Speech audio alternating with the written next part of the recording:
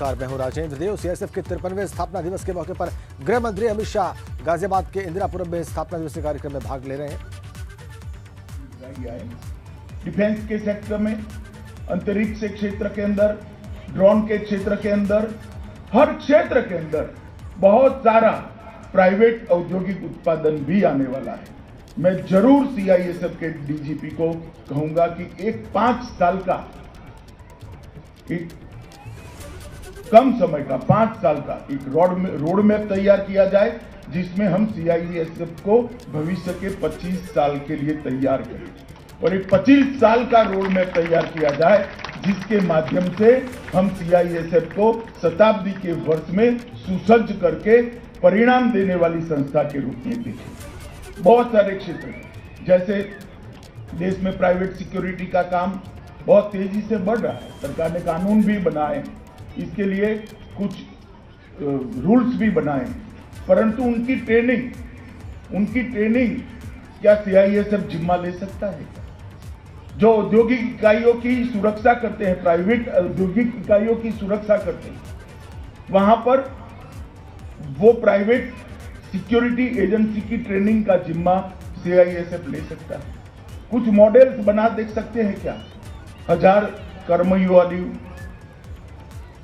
उत्पादन इकाइयां, 5000 कर्मियों वाली उत्पादन इकाइयां, 10,000 कर्मियों वाली उत्पादन इकाइयां, कुछ चुनिंदा क्षेत्रों की रिक्वायरमेंट को ध्यान में रखते हुए उसके सुरक्षा का मॉडल, और ये सारा शेयर करके प्राइवेट सुरक्षा एजेंसियों की भी दक्षता बढ़ानी पड़ेगी, क्योंकि सीआईएसएफ अकेला ये पूरे देश के औद्योगिक क्षेत्र की सुरक्षा को सुनिश्चित नहीं कर सकता। और मैं मानता हूं सीआईएसएफ के काम का ये हिस्सा है कि औद्योगिक सुरक्षा में लगी सभी एजेंसियां सीआईएसएफ जितनी ही दक्षता से काम करें और हमारे देश के औद्योगिक उत्पादन के क्षेत्र को शांति प्रदान करें। क्या हम ऐसा कर सकते हैं? एक हाइब्रिड मॉडल खड़ा कर सकते हैं, जिसमें इसकी रणनीति तो सीआईएसएफ बनाएगी, परंतु प्राइवेट सुरक्षा एजेंसियां और सीआईएफएस दोनों हाइब्रिड मोड पर सुरक्षा का एक पूरा खाका तैयार करके सुरक्षा प्रदान करेगी, और धीरे धीरे उसमें से सीआईएफएस निकलती जाए और प्राइवेट सुरक्षा एजेंसियों को हैंडओवर कर दी जाए। तीसरा काम ये भी करना होगा, कुछ औद्योगिक इकाइयों में प्राइवेट औद्योगिक कुछ जगह पे आज सीआईएसएफ काम कर ही रही, 11 से ज्यादा औद्योगिक इकाइयों में सीआईएसएफ सुरक्षा प्रदान कर रही है, परंतु मुझे लगता है कि ये बहुत कम है। इस क्षेत्र में भी एग्रेसिव तरीके से सीआईएसएफ ने अपना अप्रोच बढ़ाना चाहिए और प्राइवेट औद्योगिक इकाइयों की सुरक्षा के लिए भी आगे आना चाहिए। ड्रोन का खतरा, जो हमारे सीमांत क्षेत्र है, जो हमारे समुद्री किनारे के औद्योगिक इकाइयां हैं, इसके पर ड्रोन का खतरा बहुत बढ़ता हुआ दिखाई पड़ता है। इसको ध्यान में रखकर ड्रोन विरोधी मॉडल्स तैयार करने के लिए, ड्रोन विरोधी टेक्नोलॉजी तैयार करने के लिए भारत सरकार की डीआरडीओ और बीएसएफ जैसी संस्थान जो लगे हैं, इनके साथ सीआईएसएफ ने इंटरेक्शन कर औद्योगिक सुरक्षा में ड्रोन रोधी इकाइयां कैसे काम करें, कैसे इमर्ज की जाए और कैसे इससे औद्योगिक उत्पादन करने वाली इकाइयों को सुरक्षित किया जाए, इसके लिए भी हमने आगे बढ़ना पड़ेगा। सीआईएसएफ फर्स्ट रिस्पॉन्डर होता है, इसके लिए चुस्तता और स्फूर्ति और अपने ध्येय के प्रति समर्पण, ये तीनों को ट्रेनिंग का महत्वपूर्ण हिस्सा बनाना पड़ेगा। एक साइबर फिजिकल सिस्टम का मॉडल भी हमने तैयार करना पड़ेगा। सिर्फ फिजिकल फोर्स के नाते काम करने से मुझे नहीं लगता कि आगे होगा। एक सीआईएसएफ की कल्याणकारी जो योजना है, इसके लिए मैं जरूर बात करना चाहूँगा। मैं बधाई देना चाहता हूँ कि लगभग आयुष्मान सीएपीएफ योजना का 100% इम्प्लीमेंटेशन सीआईएसएफ ने कर लिया है, परंतु इसके साथ हाउसिंग के रेशियो को सुधारने के लिए और जवानों के कल्याण के अन्य कामों पर भी आग्रह देना पड़ेगा। सीआईएसएफ ने वृक्षारोपण का अभियान जब 2019 के बाद 2020 के वृक्षारोपण के समय पर तय किए, दोनों साल 20 और 21 दोनों साल आपने अपने लक्ष्य से कई ज्यादा पौधों का रोपण कर बहुत अच्छा रिजल्ट देने का काम किया है। इसके लिए मैं आपको बधाई देता हूं। मित्रों, आज फिर से मैं सीआईएसएफ के सभी जवानों को, कहीं पर भी ड्यूटी पर तैनात है वो सभी को कहना चाहता हूं, देश की औद्योगिक सुरक्षा, औद्योगिक उत्पादन आपके बगैर शांति से संभव नहीं। इसलिए आने वाले समय की चुनौतियों को हमने पहचानना भी पड़ेगा। इसके लिए हमें अपने आप को तैयार भी करना पड़ेगा और वो चुनौतियों को लिए तैयार करने की जो प्रक्रिया होगी, इसमें हमने बहुत सारे लोगों को जोड़ना भी पड़ेगा। ये तीनों आयामों को ध्यान रखते हुए सीआईएसएफ अपने लक्ष्य निर्धारित करे, 5 साल की कार्य योजना एक बेस तैयार करने के लिए और 25 साल की कार्य योजना देश के बढ़ते हुए अर्थतंत्र के साथ कदम ताल मिलाने के लिए, दोनों इसी वर्ष हमें तैयार। तो गृह मंत्री अमित शाह का संबोधन चल रहा है सीआईएसएफ के स्थापना दिवस पर। इसी बीच में एक बड़ी खबर हमारे पास है। यूक्रेन से लौटे छात्रों से मुख्यमंत्री योगी ने मुलाकात की है। 50 छात्रों से मुख्यमंत्री योगी आदित्यनाथ ने मुलाकात की है। लगातार यूक्रेन से छात्र लौट रहे हैं, भारत सरकार उनको वहां से निकाल रही है ऑपरेशन गंगा के तहत, और जो लौटे हैं छात्र, उनमें से 50 छात्रों से मुख्यमंत्री योगी आदित्यनाथ ने मुलाकात की है। यूक्रेन में जो संकट इस वक्त है, उसके मद्देनजर भारत सरकार ऑपरेशन गंगा के तहत लगातार वहां से लोगों को निकाल रही है। ज्यादातर उनमें छात्र हैं, छात्र छात्राएं हैं, और उनमें से कई उत्तर प्रदेश के हैं। जो लौटे हैं उनसे मुख्यमंत्री योगी आदित्यनाथ की मुलाकात की तस्वीर आप देख लीजिए। ये देख लीजिए, 50 छात्रों से मुख्यमंत्री योगी आदित्यनाथ ने मुलाकात की है। एक्सक्लूसिव तस्वीरें आप देख रहे हैं। छात्र बहुत ध्यान से सुनते हुए मुख्यमंत्री का संबोधन, उन्हें एक्सक्लूसिव तस्वीरें आपकी स्क्रीन पर। संकट से बाहर निकलकर आए हैं ये छात्र यूक्रेन के, और वहां पर अध्ययनरत थे ज्यादातर मेडिकल स्टूडेंट्स। आइए इसके बारे में और ज्यादा मालूमात हासिल करते हैं शैलेश से। शैलेश, इन छात्रों के बारे में बताएं, कितनी देर चली मुलाकात, इसके बारे में भी जानकारी दें। देखिए, यहाँ पर राजेंद्र अगर बात करें, लगभग 1 घंटे की ये मुलाकात रही मुख्यमंत्री के साथ में, जिसमें लगभग 51 छात्र छात्राएं थे जो यूक्रेन से वापस लौटे हैं, जिनकी वतन वापसी हुई। उनसे मुलाकात की मुख्यमंत्री ने, और इस दौरान यहाँ पर deputy CM doctor Dinesh Sharma, प्रदेश अध्यक्ष स्वतंत्र देव सिंह मौजूद रहे। साथ में तमाम जो शासन के अधिकारी हैं, जैसे बात करें अपर मुख्य सचिव नवनीत सहगल की या अपर मुख्य सचिव अवनीश अवस्थी, ये सब लोग भी मुख्यमंत्री आवास पर इस दौरान मौजूद रहे। और अब अगर हम अभी वर्तमान हालात की बात करें तो देखिए, जो बच्चे हैं वो और उनके अभिभावक निकलना शुरू हो चुके हैं यहाँ से मुख्यमंत्री से मुलाकात के बाद। और यहाँ पर इन लोगों से भी हम बात करेंगे और क्या उनसे आज बातचीत रही, किस तरह का अनुभव रहा, इन चीजों के बारे में भी दर्शकों को बहुत जल्द हम बताएंगे। देखिए, जो मुख्य मकसद था, क्योंकि लगातार देखिए चुनाव प्रचार का समय चल रहा था, तो ऐसे में मुख्यमंत्री की मुलाकात नहीं हो पा रही थी। कल ही जो चुनाव प्रचार है 7वें चरण का, यानी अंतिम चरण का, वो खत्म हुआ है, और उसके बाद आज मुख्यमंत्री ने इन लोगों से अपने आवास पर मुलाकात की है। बिल्कुल बिल्कुल शैलेश, आप अवश्य बात करें, और तस्वीरें हम दिखा रहे हैं। जो छात्र मुलाकात के बाद बाहर निकल रहे हैं उनकी तस्वीरें हम देख पा रहे हैं शैलेश, और यहाँ पर एक संतोष का भाव दिख रहा है इन छात्रों के चेहरों पर। इनके अभिभावक भी वहां पर थे शैलेश? जी बिल्कुल, देखिए इनमें बहुत से ऐसे स्टूडेंट्स हैं जिनके अभिभावक भी यहाँ पर मौजूद थे, और वो अभिभावकों से भी कुछ यहाँ पर मुख्यमंत्री ने आज संवाद किया, उनसे मुलाकात की यहाँ पर। और इनमें तमाम ऐसे देखिए स्टूडेंट्स थे जिनको कल रात में ही लखनऊ लाया जा चुका था, जो रात में ही लखनऊ पहुंच गए थे, तो उनके लिए यहाँ पर रुकने की पूरी व्यवस्था की गई थी। और उसके बाद में बहुत से ऐसे भी थे जो आज तड़के सुबह यहाँ पर पहुंचे थे, और लगातार अब देखिए ये लोग अपने मुख्यमंत्री आवास से बाहर निकल रहे हैं। ठीक है शैलेश, बहुत धन्यवाद। आप फिलहाल बात करें उनसे, उन छात्रों से, और उनसे जानने की कोशिश करें कि किस विषय पर मुख्यमंत्री ने उनसे बात की है, किस विषय पर उनका संबोधन रहा है। चूंकि हम तस्वीरों में देख रहे हैं कि छात्र 2 कतारों में उनके सम्मुख बैठे हैं और मुख्यमंत्री उन्हें संबोधित कर रहे हैं, और उनके दाहिने और बाएं तरफ प्रदेश अध्यक्ष स्वतंत्र देव सिंह और उप मुख्यमंत्री डॉक्टर दिनेश शर्मा हैं। तो मुख्यमंत्री प्रमुखता से उन्हें संबोधित कर रहे हैं, ये तस्वीरों में साफ जाहिर है। अब उनका संबोधन किस बात पर रहा है, उन्होंने इन छात्रों से क्या जाना है, ये तो आपकी उनसे बातचीत के बाद ही पता चल पाएगा। लेकिन तस्वीरें जब छात्र यूक्रेन से लौटे हैं तब की भी, और मुख्यमंत्री की जो अभी मुलाकात हुई है, जो अभी संपन्न हुई है, दोनों ही तस्वीरें इस वक्त हमने आपकी स्क्रीन पर रख दी हैं। 50 छात्रों से, जैसा कि आप देख पा रहे हैं अपनी स्क्रीन पर, मुख्यमंत्री योगी आदित्यनाथ ने मुलाकात की है। यूक्रेन से ये छात्र लौटे हैं, भारत सरकार के ऑपरेशन गंगा के तहत इन्हें भारत वापस लाया गया है और इनसे मुलाकात की है मुख्यमंत्री योगी आदित्यनाथ ने। और जैसा कि अभी शैलेश बता रहे थे, इनमें से कई लखनऊ कल रात को ही पहुंच गए थे और कई छात्र आज तड़के सुबह लखनऊ पहुंचे हैं दिल्ली से। पहले दिल्ली आए, फिर उसके बाद ये लखनऊ पहुंचे हैं, कुछ कल रात को, कुछ आज सुबह। तो युद्ध के बाद यूक्रेन में फंसे छात्रों की स्वदेश वापसी का सिलसिला जारी है। यूक्रेन से लौट रहे छात्र छात्राओं में महाराजगंज की दामिनी शाक्य भी शामिल हैं, जो यूक्रेन से रोमानिया होते हुए आखिरकार अपने घर वापस पहुंच गए हैं। उस टाइम तो सब लोग डरे हुए थे, एकदम से सायरन पे समझ नहीं आया कि सायरन था कि नहीं था।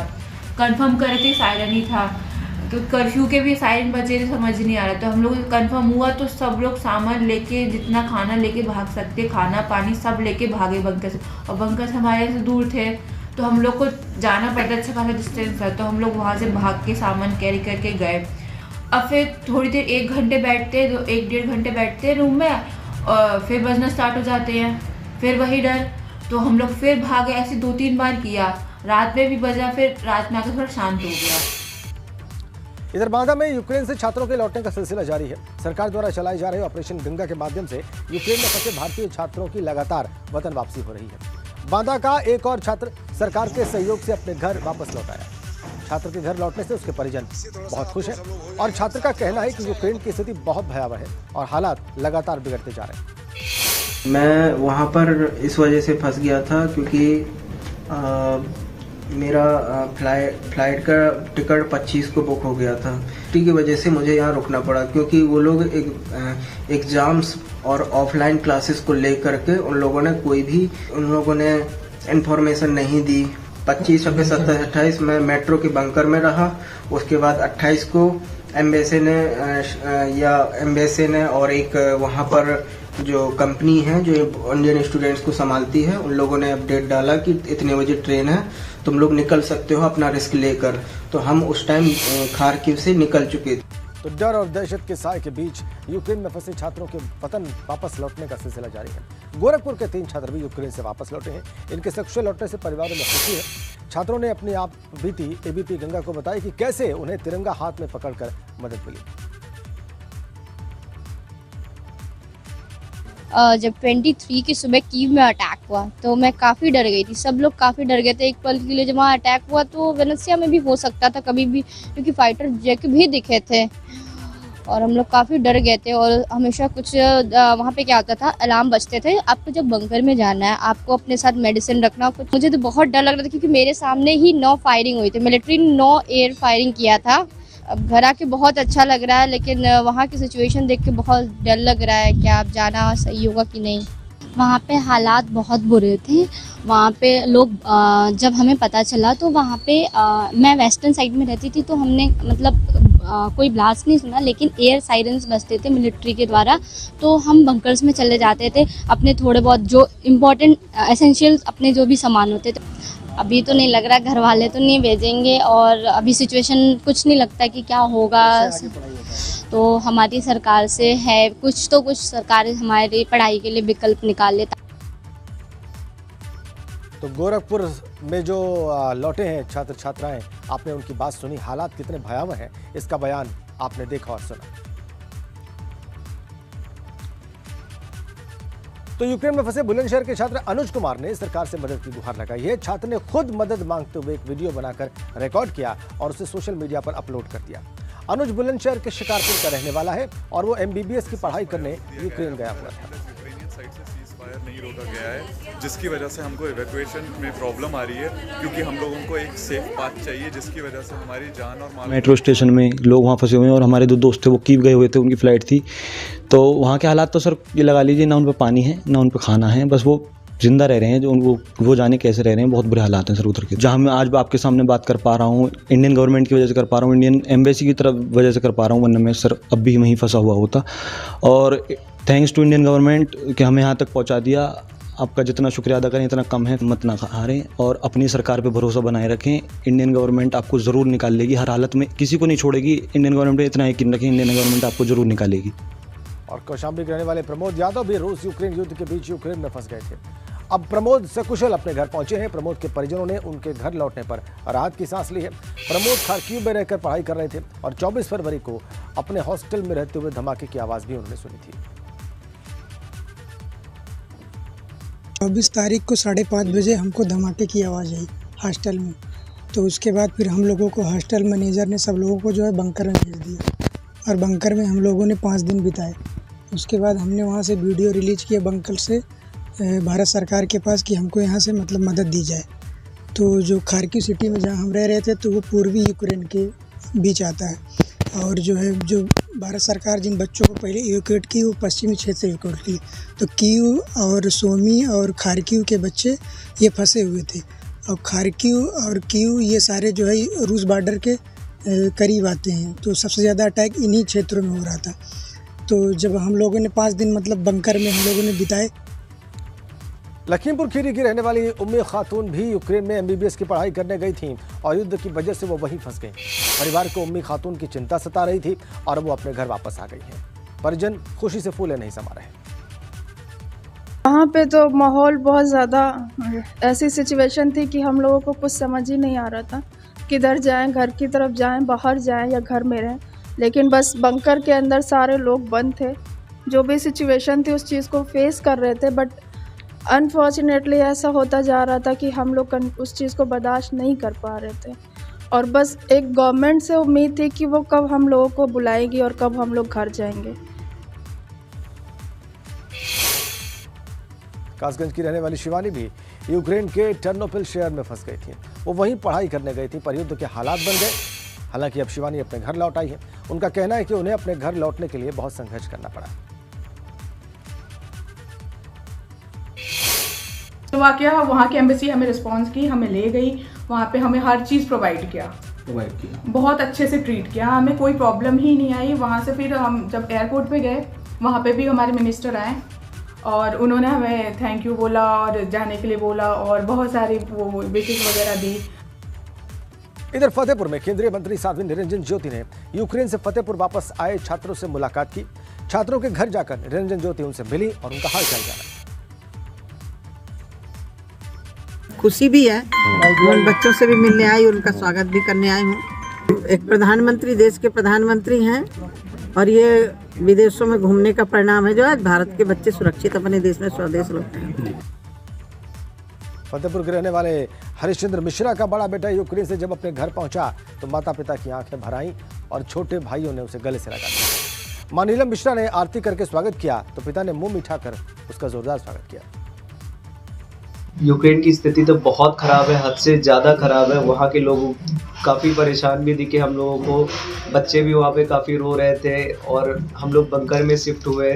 खुशी तो हद से ज़्यादा है। फैमिली से मिले और परिवार वालों से भी मिल रहे हैं। बहुत अच्छा लग रहा है। यहाँ पे सारे लोग आके बधाइयाँ दे रहे हैं। काफ़ी अच्छा महसूस कर रहे हैं अब कंपेयर टू वहाँ पे इतने डरे हुए थे हम लोग। यहाँ पे उसके कंपेयर हम लोग बहुत हद से ज़्यादा खुश हैं। सीआईएसएफ का 53वां स्थापना दिवस है आज। वहां पर गृह मंत्री अमित शाह पहुंचे हुए। कार्यक्रम में इंदिरापुर में कार्यक्रम हो रहा है। वहां पर प्रस्तुतियां दी जा रही है। STTW tactical demonstration. STTW अर्थात स्पेशल टैक्टिक्स ट्रेनिंग विंग वर्ष 2017 से न केवल सीआईएसएफ बल्कि अन्य सुरक्षा एजेंसियों एवं राज्य पुलिस बलों को अर्बन कॉम्बैट टैक्टिक्स का विशेष प्रशिक्षण प्रदान कर रहा है। आज का यह प्रदर्शन सीआईएसएफ की महिला बल सदस्य आप देख रहे हैं वहां पर SSTT जिसके बारे में बताया भी जा रहा है उसका इस वक्त प्रस्तुतिकरण चल रहा है। सीआईएसएफ के डीजी और गृह मंत्री अमित शाह दोनों इस प्रस्तुति को देख रहे हैं। प्रस्तुतियों का वहां पर सिलसिला चल रहा है।